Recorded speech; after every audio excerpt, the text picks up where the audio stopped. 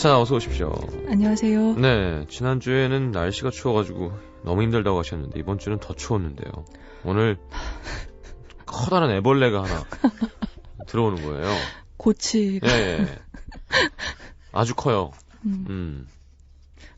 몇 겹을 입으신 건가요? 진공 포장을 해가지고 왔는데 네네. 사실은 이게 해가 거듭될수록 지구 온난화 때문에 그냥 계절은 아무리 춥거나 더워도 계절이어야 되는데 이 계절이 아니라 약간 제가 이 겨울이라는 계절 하나의 사태로 받아들이고 있는 것 같아요. 정말 그런 기분이 네. 들었어요. 집에 앉아서 생각해봤거든요. 그렇죠. 나의 그 계절에 대한 마음가짐이 뭔가 달라진 것 같아서. 그래서 이제는 이런 추세로 겨울이 추워지면 이젠 피서 휴가 대신에 바캉스 대신에 피한 휴가 같은 게 생기지 않을까 이런 생각도 해봤어요. 이렇게 견딜 수 없게 추우니까 사람들이 휴가나 기온이 적당한 지방으로 여행을 떠나는 게 더 필요한 건 겨울이다라고 생각하게 되지 않을까. 그런 생각들을 하고 있는 요즘입니다. 생각이 많으시군요. 추우니까. 네. 네. 아, 참. 네. 상 받은 거 축하드려요. 아, 예. 감사합니다. 원래는 게스트 이름을 다 부르려다가 너무 없어 보일 것 같아서요. 네. 괜찮으시죠? 그런 생각은 하지도 않았는데요. 약간 그렇게 들렸어요. 나 때문에 잘 돼놓고 무슨 말씀이세요? 입 닦는 거 봐. 약간 이런. 네. 올해도 팬들하고 같이 카운트다운을 하면서 맞이하셨나요, 새해를? 네, 기자님이 안 오셔가지고 되게 잘 됐어요. 사실은 제가 그날 체했어요. 다들 그러더라고요. 누군 감기 걸리고 누군 체하고. 진짠데. 네. 돈을 받는 것도 아니고 초대를 했는데도 안 오는 건. 정식으로 초대는 안 하셨잖아요. 다음부터는 제가 그러면 정식으로 초대권을 정장 입고 와서 드리도록 하겠습니다. 오늘 좀 뭔가 심사가 편하지 않으신, 심기가 불편하신가 봐요. 컨디션이 안 좋아요. 그렇구나. 아니, 이제 진짜로 이게 끝나고 좀 쉬는 느낌인 줄 알았는데 아마 지금 좀 얼어가고 있겠죠. 태백에서. 네, 1박 2일이 그래서 걱정이 돼서 그러시군요. 자, 그나저나 우리 청취자분들 질문이 있으신데 그걸 답을 해주시겠다고요? 하나 많이는 못 해드리고요. 우리가 항상 시간에 쪼들리니까 질문 중에 하나를 전북 정읍의 수성동에서 양선희 씨가 전 일본 영화 미술을 좋아하는 편인데 기자님이 개인적인 취향에서 봤을 때 이 영화 미술 참 괜찮았다 싶은 영화 빅3 좀 추천해 주세요. 예, 제가 제일 난감해하는 질문이 제일 좋아하는 영화가 뭐예요? 제일 좋아하는 배우가 누구예요? 가장 훌륭한 촬영은 누굽니까? 이런. 진짜 궁금하다. 그 세 가지만 대답해주시겠어요? 아니요, 콤보로. 네네. 3 콤보로.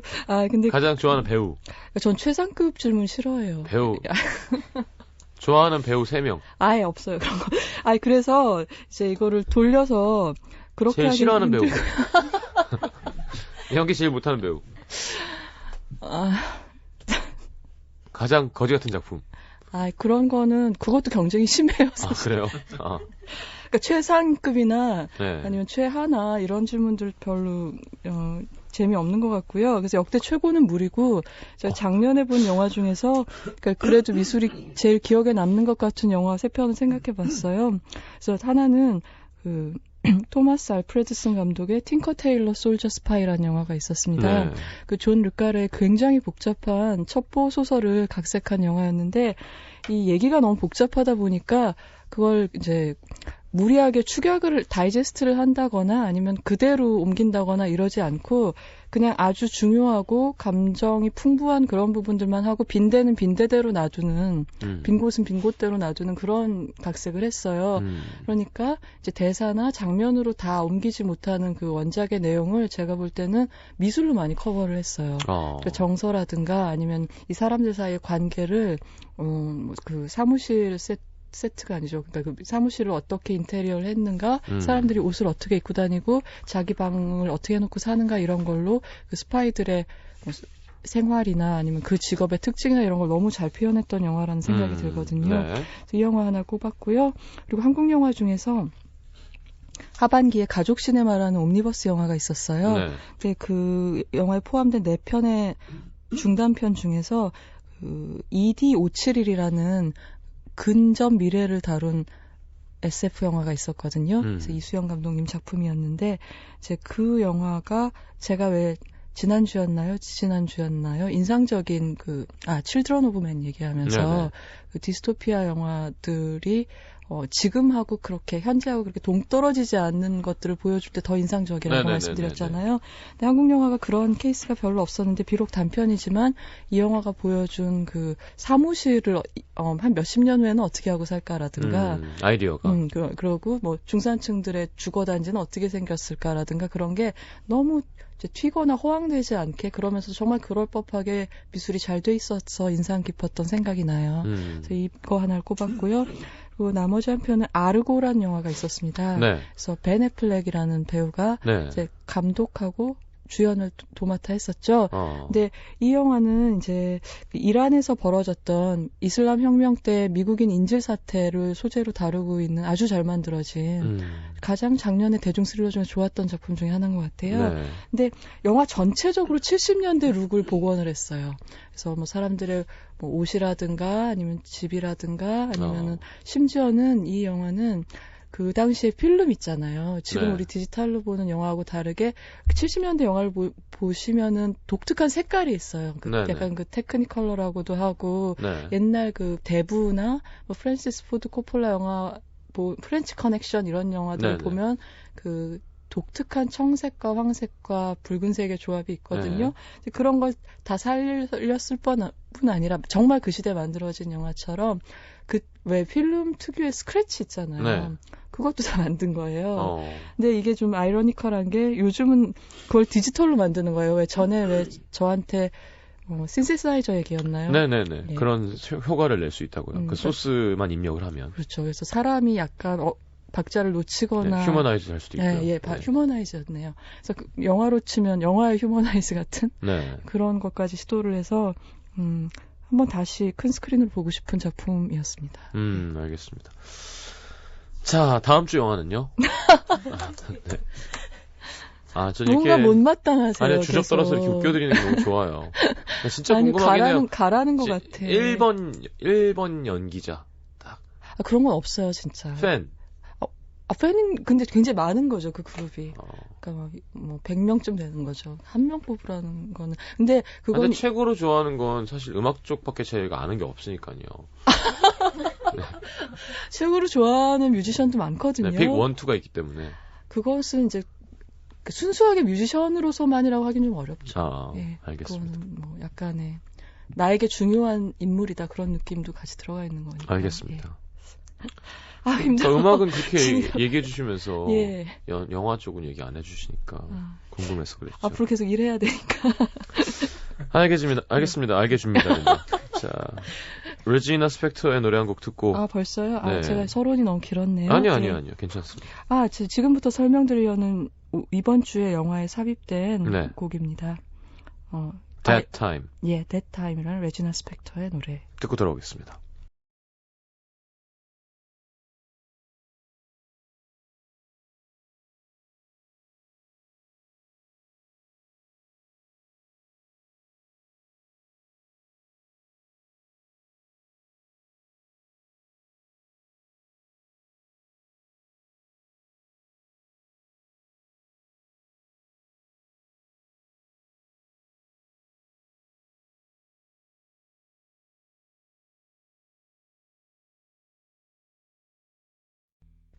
자, 레지나 스펙터의 That Time 함께 들었습니다. 네. 킬러들의 도시.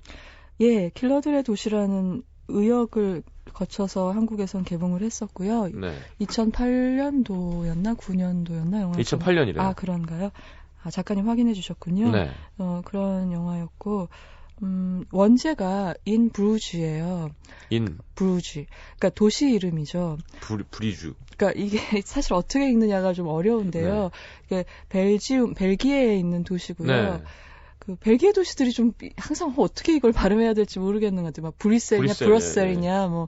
근데 이 브루지도 브루지라고 하고 영어권에서는 또 뭐 북구 쪽이나 이런 데서는 브리허라고 부르기도 해요. 네. 아무튼 그래서 뭐라고 하기가 참 묘한데 아마 그래서 킬러들의 도시를 번역하지 않았나 이런 생각도 잠시 해봤고요. 네. 네, 이런 제목을 가진 영화고요. 일단 그 주인공 오늘 말씀드리려는 인물은 그 영국의 청부살인업자라고 하죠. 돈을 받고 네. 사람을 해치는 일을 하는 사람들 2인조. 선배 후배 관계. 네. 보통 우리가 경찰들이 선후배 2인조가 다니는데 여기는 청부 살인을 하는 2인조가 이 브루지라는 도시로 가서 벌어지는 일을 다룬 영화입니다. 그래서 이 영화는 뭐 갱스터이기도 하고 그리고 코미디로서도 굉장히 재밌고요. 그리고 액션물로서도 짜릿한 그런 그러니까 쾌감을 주는 시퀀스들이 있고 그렇습니다. 근데 단순하게 깽영화만이 아니고 좀 굉장히 복합적인 뭐 운명에 대한 생각이나 아니면 사람이 낯선 곳에 가면 어떻게 되나 이런 것들을 보여주는 면이 있어서 그 해에 나왔던 그런 장르 영화들 중에서 아주 훌륭했는데 그 훌륭함에 비해서 많은 사람들이 안 봤고 별로 왜 그러죠? 소문도 안 났었던 기억이 나서 겸사겸사 골라봤어요. 왜 그랬을까요? 아마 제 생각엔 이래요. 그러니까 이 영화의 실상을 알만한 사람들은 킬러들의 도시라는 제목을 보고 그런 영화일 거라고 상상하지 않았기 때문에 극장에 가지 않았고 그 킬러들의 도시라는 제목을 보고 끌려서 영화관에 온 사람들은 이게 뭐야 이러면서 극장을 나섰고 그러지 않았을까? 제목 잘 짓는 것도 참 중요한 것 같아요. 그래서 왜 예전에 그렇다면 만약 기자님이 제목을 지었다면 어떻게 지으실 것 같아요? 이거요? 그러게 그냥 저는 정말 브루지라고 지었을 것 같은데 이러면 통과가 안 됐겠죠 수입사에서. 브루지스구나. 네. 영어로 읽으면. 네. 사실 예전에 왕가위 감독이 열혈남아라는 영화를 만들었을 때 한창 우리나라의 홍콩 액션 영화 팬들이 제목 얼마나 좋아요. 열혈남아. 네. 그래서 기대에 차서 보러 갔다가 막 병 던지고 그랬던 그런 추억이 남아 있어요. 그렇군요. 열혈남아. 네. 콜린 페럴이 나오네요. 예, 후배 역할로 레이의 콜린 페럴, 일자 눈썹 콜린 페럴, 그리고 선배 역할로 브랜든 글리슨이라고 해리포터 시리즈에서 그 왜 이마에 빙빙 돌아가는 눈 달린 선생님 기억나세요? 매드아이 무디로 나왔던 그 배우고요. 두 사람 다 아일랜드 배우죠. 나왔습니다. 그래서 영화가 시작되면 얘기할까요? 예. 오늘 저 좀 봐주세요. 지금 킬러들의 수다를 검색하고 있었어요. 네. 수다랜다. 킬러들의 수다. 죄송합니다.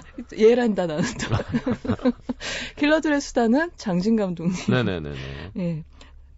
그 영화가 시작되면 화면이 뜻밖이에요. 제목에 비해서. 그래서 왜 우리 유럽의 오래된 도시를 가면 밤에 이렇게 막 직접 조명을 하거나 네온 사인 같은 거 하나도 없고 건물에다가 오래된 건물에 간접 조명으로 라이팅을 하잖아요. 그래서 그 성당이나 이런 것들이 은은하게 드러나게 그렇게 보여진 중세 석조 건물의 조각들을 이렇게 왜 아래에서 위로 쳐다보는 안각이라 그러죠. 그런 숏으로 찍은 것들이 쭉 나와요. 그래서 왜 이러지? 제목하고 안 어울리는데 뭐 이런 생각을 하게 되는데 그러면서 이제 콜린 페럴의 나레이션이 깔리는 거죠. 그래서 이런 얘기. 그를 죽이고 템즈강에 총을 버리고 버거킹에서 손을 씻고 그리고 집에 가서 지시를 기다렸다. 이런 얘기가 나와요. 여기까지 보면 우리가 런던에서 일하는 킬러구나 이런 걸 알 수 있고 집에 가서 보스의 지시를 기다렸다. 근데 그 지시의 내용은 이 바보들아 당장 런던을 떠나서 브루지로 가서 확 엎드려 있어. 이런 거였다. 그래서 젠장 브루지가 도대체 어디야?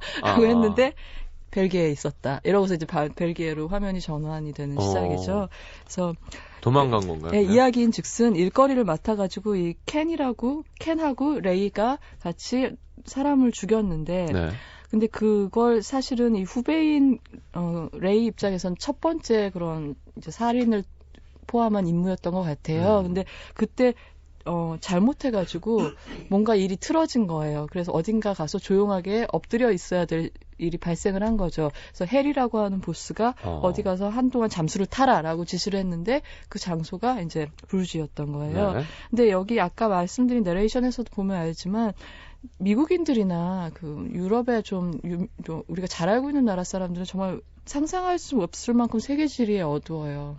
어느 나라가 어디 붙어 있는지, 북반구에 있는지 남반구에 있는지 우리는 작은 나라 사람들이기 때문에 호기심이 많잖아요. 아, 그럴 수 있겠다. 그렇죠. 그래서 어디 나라 대체로 뭐 이건 중미에 있다거나 아프리카 나라 이 정도는 아는데 네. 심지어 같은 유럽인데도 이 주인공은 부르지가 어디 있는지 모르는 거예요. 그런 걸 이제 알 수가 있는데 이제 일단 이제 두 사람이 이 도시에 도착을 해보니까 거기가 어떤 데냐면 그 유럽에서 중세 풍경이 가장 잘 보존돼 있는 도시예요. 실제로도 그런 도시인데. 관광지네요. 그렇죠. 관광지인데 왜 관광지라고 해서 막 개발된 관광지가 아니라 보존을 잘하는 거 있죠. 개발을 덜하고 뭐 고도 제한이라든가 아니면은 뭐 호텔을 새로 막 세우는 걸 제한한다거나 그래서 있는 그대로 보존하면서 그 안에서 관광을 받아서 사실은 거기 이렇게 막 많이 가지 않잖아요. 아시아 관광객들은 잘 모르잖아요. 네. 벨기에 부르주라 그러면 그만큼 근데 또 과거가 잘 보존돼 있는 도시인 거예요. 그래서 이 두 사람이 자기들이 해리가 예약을 했겠죠. 보스가. 그래서 예약된 호텔에 가서 가명을 대고 방을 찾으니까 기대했던 싱글룸 2개가 아니라 이제 트윈룸 하나가 2주 동안 잡혀 있는 거예요. 그러니까 침대 2개에 방 하나. 그래서 바꿔달라고 그러면 되지. 방이 없어요. 크리스마스예요. 아, 그러니까 침대를 떨어뜨려 달라고 그러죠. 침대는 떨어져 있죠. 트윈이니까. 근데 방이 하나밖에 없는 거예요. 아, 이 두 사람은 싱글 방 2개가 아니라 네. 싱글 베드가 2개가 있는 방 그렇죠. 하나라고요? 예, 더블 베드는 아니고 싱글 베드 2개 있는 방인데 그래가지고 2주를 잡아놨다고 하니까 이제 레이 젊은 쪽이죠. 레이는 생각보다 긴 체류 기간도 여기서 뭘 해야 될지도 모르겠는데 그것도 마음에 안 들고 도시도 싫어요. 그러니까 왜냐하면 이 중세가 보존되어 있다는 게 이 사람한테 무슨 의미가 있겠어요. 뭐 런던에서도 제 생각에는 뭐 무슨 박물관이나 성 같은데 안 가봤을 것 같은 캐릭터거든요. 그래서 투덜투덜하고 되게 불안정하고 그런 거예요. 근데 이 사람이 특히 이렇게 좌불안석인 이유는 알고 보니까 아까 말씀드린 대로 미션이 뭔가 잘못됐기 때문인데 그 내용은 뭐냐면 이걸 말씀 안 드리고선 얘기가 불가능하기 때문에 말씀드릴 수밖에 없는데요. 안 죽였구나. 아니요. 쐈어요. 죽였는데 유탄이라는 게 있잖아요. 전 총에 대해서 잘 모릅니다만 그래서 그 의뢰 대상이 아니었던 어떤 천진하고 무고한 제3의 사람도. 피해자가 발생을 한 거예요. 뭐 그렇다고 해서 그 의뢰 대상이 좋은 사람이었나 나쁜 사람이었나 그건 모르지만 일단 이 사람의 윤리의식에서는 아무튼 직업상 그 사람은 좋은 사람이건 나쁜 사람이건 내가 할 일이었는데 그거랑 아무 관계없는 어떤 그 무고한 사람까지 다쳤다는 거에 대해서 이제 씻을 수가 마음이 없고 무겁구나. 그래서 천진하다는 형용사를 써서 짐작을 하셨겠지만 이게 어린 피해자가 나온 거예요. 그래서 거기에 대해서 이제 어떻게 해야 될지 모르고 이 일을 오래 한 처지도 아니니까 굉장히 심리적으로도 불안한 거예요. 이제 거기에 대해서 응징을 받을까 경찰이 쫓아올까 이런 것도 있지만 그래서 그런 상태고 이 둘이 도착했는데 이 선배인 나이 많은 켄하고 지금까지 설명드린 레이하고 반응이 잠옷 달라서 되게 재밌어요. 도착해보니까 막 오래된 교회 있고 운하로 둘러싸여 있었죠. 암스테르담처럼 그렇고 그다음에 여기 이 보도들도 블록이 아니고 다 이렇게 옛날 중세 자갈로 덮인 보도들 있죠. 걸어다니면 진짜 발바닥 지압되고 되게 아픈. 그러니까 스니커즈처럼 바닥이 얇은 거 신고 다니면 막 아야 하면서 걸어다니게 되는 그런 보도들이고. 지압 동네군요. 그렇죠. 지압. 도시 전체 지압이에요. 분당 가시면 중앙공원 잘 해놨습니다. 왜 있잖아요. 걸어다닐 때 신발 벗고 다. 그런 게 좀 필요하긴 한데 되게 의외로 고통스럽잖아요. 많이 고통스럽죠. 몸이 안 좋아서 그런 거예요. 그럴수록 더 눌러줘야 되나요? 그래야 된다 그러더라고요. 알겠습니다. 그럼 그러니까 아직 관광지는 분명하네요. 카피가 앞에 써 있더라고요. Shoot first, sightsee later. 그렇죠. 일단. 근데 사실은 싸우고. 얘네 둘이 가서 막 이 도시를 망쳐놓는 느낌도 없지 않아 있어. 얘기가 뒤로 갈수록 이 조용하고 아름다운 도시에 가서. 그래서 갔는데 이곳에 딱 도착했는데 이 나이 많은 켄은 매료된 거예요. 이 평생 안 봤던 이런 풍경을 보니까 그러니까 처음에 호텔방 체크인하고 나서 처음 하는 말이 아이고 이쁘다 이거거든요. 길거리를 내다보면서 살인마가 그렇죠. 살인마까지는 청부살인 없다가 그런데 그러면서 이 자기 평생 살아온 어떤 그 정서라든가 늘 눈에 익었던 그런 대도시 풍경하고는 동떨어진 우리는 런던만 가도 그러잖아요. 그렇죠. 근데 런던에 있던 사람도 오면 감탄할 정도로 여기 약간 동화 속에서 빠져나온 것 같은 그런 곳인 거예요. 그래가지고 그동안 막 봉인됐던 감수성이 막 터져 나오는 거예요. 독서하고 명소 돌아다니고 미술관 중세 미술품들 보러 다니고 첨탑에 올라가고 근데 반대로 이 좌불안석인 젊은 레이는 처음부터 마음에 안 들어요 이 도시가. 그래가지고 이 도시를 딱 오자마자 별명을 붙이는 게 시궁창이거든요. 쉬톨 이렇게 불러요. 그래서 이렇게 부르고 어떤 볼거리에도 관심을 보이지 않아요. 그래서 이른바 최악의 관광객인 거죠. 그래서 네. 예를 들면 켄이 저 첨탑에 올라가자. 저기 올라가면 도시가 정말 끝내주게 좋대. 전망이 되게 끝내주게 좋대. 네. 그러면은 이러는 거예요. 레이가 무슨 전망? 그러니까 여기 얘기하는 거잖아. 올라가서 내려다보면 여기잖아. 그냥 난 여기서 볼래. 뭐 이런 식으로. 그래서 이제 두 사람의 그런 티격태격을 보면서 굉장히 많은 코미디 장면, 그런 우스운 대사들을 보면서 네. 이제 얘기는 본론으로 넘어가게 됩니다. 그러니까 여기까지는 가볍네요. 그렇죠. 그리고 네. 가벼운 면, 블랙 코미디적인 측면이 실제로 많이 있는 영화입니다. 알겠습니다. 네. 자, 2부에 넘어와서 줄거리를 좀 더 듣도록 하겠습니다. 잠시만요. NBC FM for you. FM for you. 91.9. 자, 킬러들의 수다 아니죠. 킬러들의 도시 함께하고 있습니다. 이래서 영화가 안 된 거예요. 지금 계속 남신영 PD도 그 영화가 극장에 가서 보셨다고. 네. 제목 때문에 계속 못마땅해 하고 네. 싶다. 어쨌건 네. 그래서 이제 사랑에 빠지잖아요, 빨리. 그죠? 잠깐만. 네, 그래서 일단 도시랑 사랑에 빠지는 거예요, 켄이. 그래서 아닌데. 네. 아니라고요? 그러니까 켄은 빠져 있고요. 레이는 이제 좀 다른 사랑에 빠지게 되죠. 네네. 사랑이랄 것도 없어. 그러긴 좀 가벼워요. 근데 네. 그 켄은 이 도시에 진짜 감화를 받아서 심경이 막 변화하는 게 보여요. 그래서 그런 거 단적으로 보여주는 대화를 보면 켄이 막 이런 말 하는 거죠. 그 도시에 며칠 있다 보니까 뭔가 안 하던 생각들 하게 되고 그러면서 어린 시절처럼 살고 싶어. 비록 이제 할머님 무거운 짐 들고 다니시면 그걸 내가 들어주진 못하더라도 문은 잡아드리는 문 정도는 잡아주는 그런 인간으로 살고 싶어 이러는 거예요. 개화되는 거군요. 그러면은 이제 레이가 이러는 거죠. 레이는 근데 너무 재밌는 게 뭐라고 이렇게 진지하게 얘기하면 사람이 좀 상대방이 그렇게 얘기하면 그래 뭐 이런 게 아니라 그냥 정말 자기 페이스 마이 페이스로 나가는 스타일의 대화법을 갖고 있어요. 그래서 할머니 도와주고 싶어 뭐 이런 얘기하니까 선배가 그러면 훔치려고 그러는 줄 알 텐데 뭐 이런 식의 그러면 이제 한숨 쉬고 또 켄이 그래요. 착하게 살려면 내가 지금까지 저지른 살인에 대해서 참회부터 해야겠지. 물론 그동안 내가 처치한 인간들이 다 좋은 인간 아니었지만 뭐 사실 대부분 그닥 그렇게 좋은 사람들은 아니었어. 이렇게 얘기하잖아요. 네. 그러면 레이는 막 화내면서 내 앞에서 그런 때 묻은 늙은이들 해친 것 같고 가슴 아파하는 척 하지 말라고. 나 때문에 아무것도 모르는 애가 더 이상 이 세상에 없다고. 그래서 막 화내는 거죠. 그리고 걔는 말이지 벨기에도 못 와보고 죽었어. 막 이러는 거예요. 이 웃을 얘기가 아닌데 나 자꾸 웃지? 아니 그러니까 이게 웃는 분위기가 아니래요. 예, 시정 PD 그렇죠. 말로는. 그러니까 그 애는 벨기에도 못 와보고 죽었어. 근데 이런 대사 같은 건 웃기기도 하지만 슬프기도 한 대사인 네. 거예요. 그래서 제가 적어왔고요. 그리고 나는 아마 남은 평생 계속 그 아이를 죽이고 있을 거야. 이런 대사를 하는 거예요. 그러니까 얘는 정말 투박하고 뭐 시적인 거, 문학적인 거 이런 거 전혀 없는 애인데도 진심을 그렇게 툭툭 얘기하는데 대사로서 우리가 듣다 보면은 약간 그 울림이 있는 말들을 하거든요. 네. 그래서 이런 걸 볼 때 이 감독한테 그런 시나리오에 대해서 재능이 있는 것 같고, 그리고 이 레이한테 가책을 주면서 계속 이 사람 마음속에서 반복 재생되는 이미지가 뭐냐면 그 타겟이 됐던 희생자가 신부였어요. 그렇기 때문에 성당에서 그 범죄를 저질렀는데 그래서 유탄을 맞은 애는 아이가 성당에서 왜 촛불 같은 거를 미사를 옆에 뭐 도와주는. 그러면서 복사옷 같은 거 네. 입고서 자기 소원을 3개 정도 적어서 촛불에다 올리다가 일을 당한 거예요. 근데 유탄을 썼어.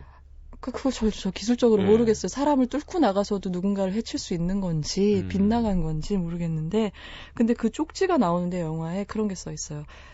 아이 소원이 수학 잘하기, 잘 웃기, 행복하기 이런 게 써 있었던 거예요. 아이고. 그러니까 그런 걸 본 게 너무 상처가 되는 거죠. 이 친구한테는.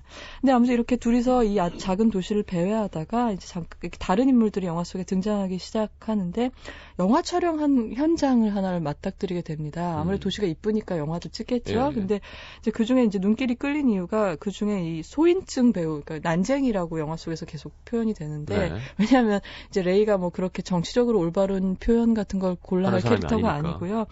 대놓고 막 난쟁이 그래요. 근데 이 난쟁이 배우한테 이끌려서 영화 촬영 현장을 맞닥뜨리고 거기서 레이는 처음으로 이 브루즈에서 흥미가 동하는 경치를 발견하는데 그 경치는 바로 그냥 예쁜 여자. 예. 그래서 그녀한테 정말 안 될 것 같지 않게 되도 않게 집적거리는데 이상하게 그 여자는 그런 천진하고 저돌적인 태도가 마음에 들었나 봐요. 영화니까요.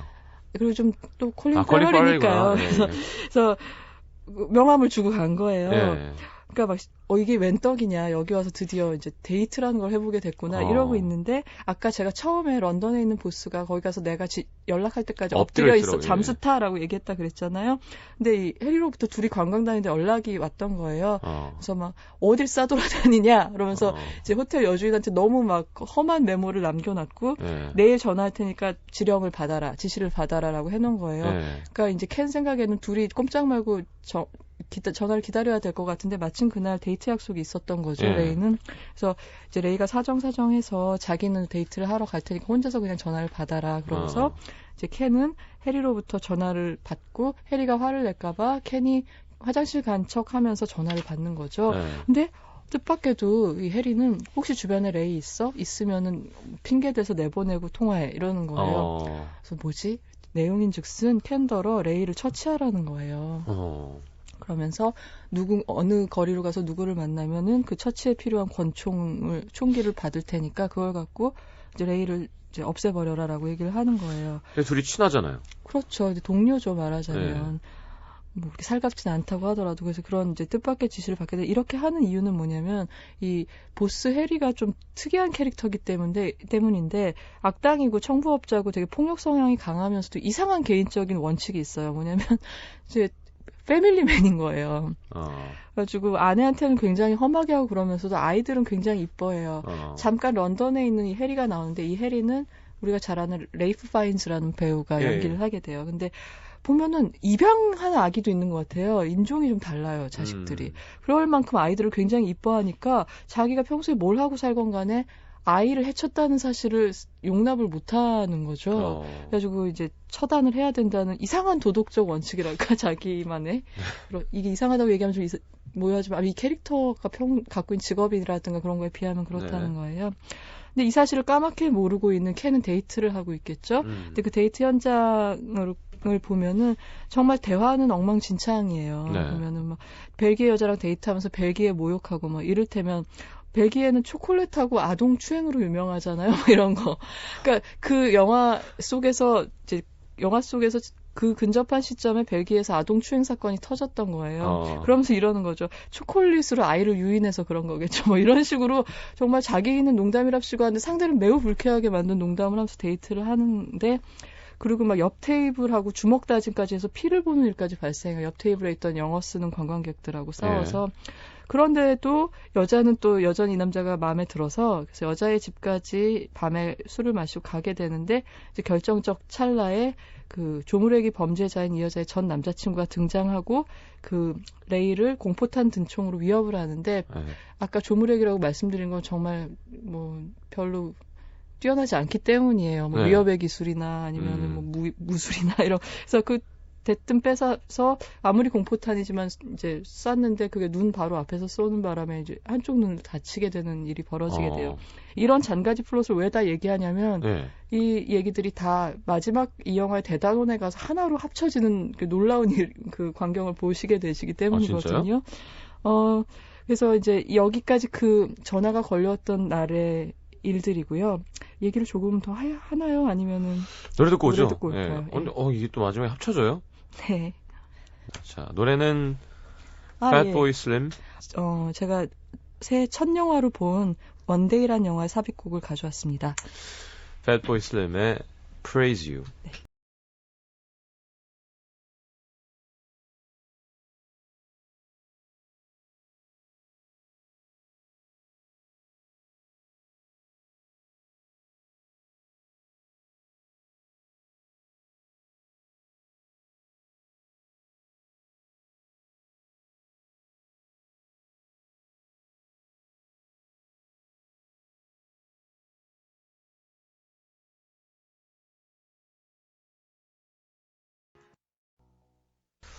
자, 재밌어지는데요. 그래서 아무튼 보스로부터 명령이니까 켄은 권총을 구해서 레이한테 가게 되죠. 예. 호텔 여주인한테 물어보니까 레이는 근처에 공원에 있대요. 네. 공원에 마음 아프지만 어쩔 수 없어 권총을 꺼내들고 슬금슬금 공원 벤치에 앉아있는 그의 등을 향해서 접근을 하는데 네. 가까이 가서 딱 보니까 웬걸 자기 머리에 총을 겨누고 있는 거예요. 그러니까 자기 스스로 자살하려고 하고 있는 거죠. 네. 죽이려고 왔는데. 죄책감에. 근데 그럼 죽여야 되는 대상인데도 불구하고 이제 켄은 반사적으로 자기 총을 집어넣고 자살을 말리기 시작하는 네. 거예요. 이러지 말라고. 왜 어. 이러냐고. 이때 대화가 가관입니다. 진짜. 그래서 그 선배가 관도 미쳤어 왜 이래 막 하지마 그러니까 그때 본 거죠. 이 사람도 총 집어넣은 걸 본 거예요. 자기를 쏘러 오고 있었다는 걸. 그러면서 뭐야 날 죽이려던 거야? 나는 안 되고 선배는 돼? 막 이렇게 물어보는 거예요. 그래서 난 죽고 싶어 막 이러니까 선배가 그럼 막 말리는 논거가 이거예요. 그러지 말고 살아서 다른 꼬마를 살리면 되잖아. 이렇게 얘기를 해요. 괜찮네. 그러니까 레이는 아까 말씀대로 마이페이스의 화법을 갖고 뭐야 의사 되란 소리야? 그럼 시험 봐야 되잖아. 뭐 이런 정말 어이가 없는 대화가 예. 벌어지게 되는데 어쨌거나 두 사람 신경이 끝에 설득을 해요. 그래서 켄은 레이를 기차를 태워서 유럽은 대륙은 기차를 타면 다른 나라로 갈 수 있잖아요. 네. 기차를 태워서 6, 7년쯤 숨어 있으라고 그렇게 하고 이 뒷일 그러니까 지시를 따르지 않아서 벌어지는 뒷일은 자기가 감당하기로 결심을 하게 돼요. 여기에는 아까 말씀드린 대로 이 브루지라는 도시에 와서 일어난 심경의 변화가 크게 작용을 했겠죠. 네. 그래서 자기가 좋아하게 된 도시에서 그러니까 뭐 꼭 얘를 대신 죽겠어 이 정도에 비장한 건 아니지만 네. 내가 꼭 해야 할 일을 해야겠다. 솔직하게 보스한테 보고를 하고 그가 어떻게 나오는지 보고 나를 뭉징하겠다면 받고 이러겠다라는 정도의 담담한 마음이 된 거죠. 당연히 보고를 받은 해리는 격분하게 되고 성격이 급하기 때문에 굉장히 급합니다. 네. 그래서 이제 누구 시키지도 않고 직접 짐을 챙겨가지고 이제 브루지로 켄한테 벌을 주기 위해서 오게 돼요. 켄을 죽이려고? 레이는 보냈다잖아요. 그러니까 켄한테 왜 그랬냐고 따지고 물론 레이를 쫓아가기도 해야겠죠. 근데 이렇게 해서 끝나면 좋은데 기차를 탄 레이는 거기서 아까 식당에서 옆 테이블하고 시비 붙었다 그랬잖아요. 네. 그때 때려줬던 커플을 만나게 돼요. 네. 그래서 폭행 혐의로 강제로 다시 브루지로 켄이 모르는 사이에 끌려오게 되고 경찰서에서 벗어나려고 하는 과정에서 이제 데이트했던 여자한테 다시 연락을 하게 되고 네. 그리고 여기에 이제 아까 말씀드렸던 호텔 안주인은 마침 임신을 하고 있었고 아까 말씀드렸던 난장이 배우는 멀리서 보면 어린이처럼 보이는 특징을 갖고 있고 예. 그리고 아까 말씀드렸던 그 조무래기 갱인 예. 그 여자의 옛날 남자친구는 원한을 갖고 있잖아요. 네. 레이에 대해서. 이 모든 등장인물과 격가지 줄거리들이 그 브루지의 한 작은 광장으로 모여지면서 처음에 마치 계획한 것처럼 신들이 계획해서 이들을 한자리에 모아놓은 것처럼 그래서 막 굉장히 코믹하면서도 비통하면서도 장렬한 결말로 이어지게 됩니다. 근데 이 플롯이 모이는 그 광경 자체가 장관이라서 이거는 제가 말로 말씀드린 것 자체가 큰 재미를 빼앗는 일이 될 것 같아요. 알겠습니다. 예. 자, 그럼 뭐 캐릭터 얘기를 하실 거예요? 네. 네. 뭐 지금 말씀드린 것처럼 굉장히 이 영화는 그 뛰어난 범죄 영화이자 코미디이자 사람들의 운명에 관한 소동극인데요. 일단 이 캐릭터는 저는 관광객, 여행자라는 관점에서 얘기를 하고 싶어요. 그러니까 갱으로서 그러니까 사실 이 설정 자체는 제가 몇 주 전에 말씀드린 소나티네하고 비슷하잖아요. 그러네요. 폭력 조직이 아니라 뭐 청부업자다. 그리고 그곳에서 하는 일이 다르다. 뭐 이런 거는 있지만 그래서 뭐 직업보다는 여행의 관점에서 말씀드리고 싶은데 그런 것 같아요. 이 여행을 가보면 관광의 감수성이 모두에게 있는 것 같지는 않아요. 그러니까 어떤 사람은 이제 여행자의 자질이 있고 어떤 사람은 이제 아까 레이가 최악의 관광객이라고 말씀드렸지만 그런 자질이 없는 사람도 있는 것 같아요. 그래서 그거는 관광의 감수성이라는 거는 세계를 이렇게 미적 대상으로 감상의 대상으로 볼 수 있느냐 없느냐에 달려 있는 것 같거든요. 네. 그래서 제가 전에도 잠깐 말씀드렸지만 우린 서울을 그렇게 안 보는 거죠. 그렇죠. 근데 서울에 3박 4일 온 외국인한테는 이제 뭐 이순신 장군 동상이라든가 예. 아니면은 하다못해 중앙우체국도 사진을 찍어야 될 곳이 되는 거잖아요. 네네. 그래서 그런 미적 대상으로 볼 수 있느냐 없느냐가 차이인데 보면은 켄은 그걸 미적 대상으로 보는 거고 레이는 그걸 못하기 때문에 계속 움츠리고 있는 거예요. 그러니까 레이가 계속 투덜투덜할 때 켄이 하는 대사 이런 거거든요. 아니 어떻게 운하에 백조가 떠 있는데 별로란 말이 나올 수가 있어? 막 이런 말도 참 네. 재미있는 대사였는데 그런 주변을 음미할 여유나 어떤 미감이 없는 거죠. 레이한테는. 근데 저는 이걸 보면서 그런 생각이 들었어요. 나이하고도 좀 관련 있는 것 같다는 생각. 아, 그러니까 나이가 좀 차야. 그렇죠. 그래서 저 어렸을 때 부모님하고 여행 가면 제일 이해가 안 되는 게 영동고속도로를 타고 설악산 쪽으로 자주 갔었는데요. 항상 차를 잠깐 멈추시면서 아버지랑 어머니는 절경이다 저것 좀 봐라. 경치에 감탄을 하시는 거예요. 근데 어렸던 저는 경치에 왜 감탄을 하는지 이해를 못했어요. 전 회를 왜 먹는지 몰랐어요. 네? 회를 그렇게 동해에 가서 너무 맛이 없는데. 어렸을 때 회의 맛을 몰랐을 그렇죠. 때. 예. 그런 거죠. 이제 풍경 보고 좋다 그러면. 그러니까, 어린 친구들은 이렇게 별로 감동 안 받죠. 우리는 왜 조금은 더 도시적인 거라든가 신기한 것에 감동을 하지 나무들이 우거져 있는 거가 아름답다는 생각은 그때는 못했던 것 같아요. 난 일찍부터 그게 좋지. 아, 그랬어요? 아저씨 같아요. 아, 그럼 자연 친화적인 감수성. 근데 음식 얘기도 맞아요. 제가 이런 생각을 했거든요. 어른의 맛이 있는 것 같다. 어른이 돼서야 맛있다는 걸 알게 된 음식이 있다. 그래요. 윤종신 씨가 그러잖아요. 어른이 돼서 이제 혀가 발달해서 맛을 좀 알겠는데 몸은 많이 먹으면 안 되는 몸으로 점점 변해가고 있어요. 이것이 얼마나 인생의 슬픈 아이러니. 스포츠카를 살 수 있는 나이가 되면 그게 안 어울리는 것처럼. 맞아요. 그게 중년의 패러독스인데 페라리 살 돈이 있을 때는 그게 안 어울리고 그게 어울릴 땐 돈이 없고 그렇죠. 그래서 결국 젊은이들이 하는 게 그 열쇠고리만 사잖아요. 유명한 스포츠카에. 그래서 그것만 들고 다닌다거나. 그래서 김태훈 씨가 자기 꿈이 재벌 2세라고. 재벌은 피곤하니까. 예. 그랬더니 우리 엄마가 그랬나? 그러면 너가 돈을 많이 벌어서 부모님한테 그 돈을 다 드리면 네가 재벌 2세가 된다. 그 중요세 들잖아. 그러니까 더 많이 벌어야지. 시장님 어머님이 그런 말씀하셨다고요? 정말 똑똑한 뭐라나. 저 어머님 당했어요. 어머님 일주일 중에 하루 고정하시면 안 돼요? 그러니까 너무 얄미운 거예요. 어떻게 그럼 돈이 이렇게 없냐. 남들은 물려주는 것도 많다는데.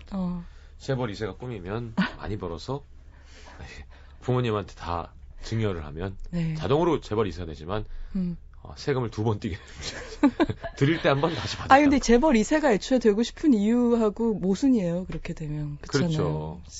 네. 어쨌든 좀 여행자 얘기를 하다가 그리고 여행을 가면 우리의 상태라는 게 특징이 그거 같아요.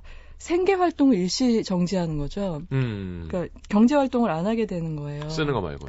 그렇죠. 그냥 근데 그게 죄악시대잖아요. 평소에 내가 사는 공간에서는 쓰기만 한다는 게 노동하고 건데. 벌어야 그렇죠, 되죠. 그렇죠. 근데 거기 가면은 그런 의무에서 잠시 벗어나면서 뭐 흥청망청까지는 아니더라도 쓰기만 하는 게 허용이 된다는 게 우리한테 굉장히 낯설면서도 이상한 기분이 들게 하는 그런 맞아요. 그럴 때가 있어요. 또 하나는 전 그것도 되게 중요하다고 생각하는데 우리가 이 서울에서 혹은 자기 도시에서 마을에서 생활을 하면 아침에 일어나서부터 저녁 때까지 보게 되는 눈앞에 미장센이라고 해야 되나? 정해져 있어요. 제 경우에는 아침에 눈 뜨면 보이는 벽. 뭐 극장에 앉았을 때 이거 뭐 이렇게 택시나 버스를 타면 보이는 그게 똑같이 정해져 있어요. 근데 여행을 가면 그거부터 확 바뀌는 거죠. 눈 떴을 때 풍경이 달라질 때 그게 그냥 보이는 것만 달라지는 게 아니라 굉장히 사람의 나한테 프로그램 돼 있던 어떤 행동 패턴이나 말투나 내가 나라고 믿었던 난 이런 사람이야라고 믿었던 부분 외에 잠재된 가능성들이 이제 행동으로 바깥으로 나올 수 있는 상태가 되더라고요. 여행을 가면.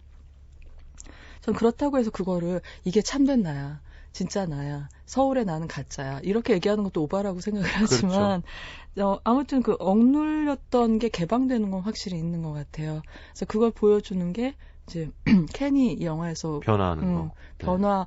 그러니까 이러다 전 다시 런던으로 갔으면 이 사람 마음도 어떻게 변했을지 모른다고 생각하거든요. 근데 여기서 내가 결정적인 어떤 점을 찍어야겠다고 생각했기 때문에 브루즈라는 도시가 이제 마치 그 어떤 신화적인 공간처럼 그러니까 모든 사람들의 운명이 막 마주쳐서 드럼 세탁기처럼 돌아가는 이상한 표현인데 여울목처럼 막 돌아가는 그런 장소가 돼버린 거죠. 그래서 여행의 상태라는 게 있지 않았나 싶고 이거보다 더 사소하게는 되게 재미있는 에피소드들도 많아요. 관광객들하고 벌어지는 에피소드. 이런 거 있잖아요. 우리 여행 가면 되게 필사적으로 동전을 없애고 싶어 하잖아요. 그렇죠. 왜냐하면 귀국하면 쓸모가 환전도 안 되고 예. 쓸모가 없으니까. 그러다 보면 이제 관광객들이 늘 만들어내는 풍경이 뭐냐면 매표소나 그 계산대 앞에서 시간을 지체시키는 거죠. 세고 그렇죠. 있는 거죠. 어느 나라는 25센트짜리가 있고 어느 나라는 2센트짜리가 있고 예. 그렇잖아요. 다 다르잖아요. 근데 이제 그때 그 동전을 없애려는 크게 쓸모없는 집착 때문에 그 어떤 관광지에서 공무원하고 괜히 버리는 신경이가 있고 그 공무원하고의 트러블조차 아까 말씀드린 대단원에 가면 하나의 변수로 작용을 해요. 그래서 뭐 그런 거라든가 아니면 잘 만든 영화네요. 미국인 여행자들에 대한 지난번에 빈 얘기할 때도 했지만 예. 유럽인들의 경멸이라든가 여긴 하나 더 있어요. 대륙 유럽인들의 영국 관광객들에 대한 경멸.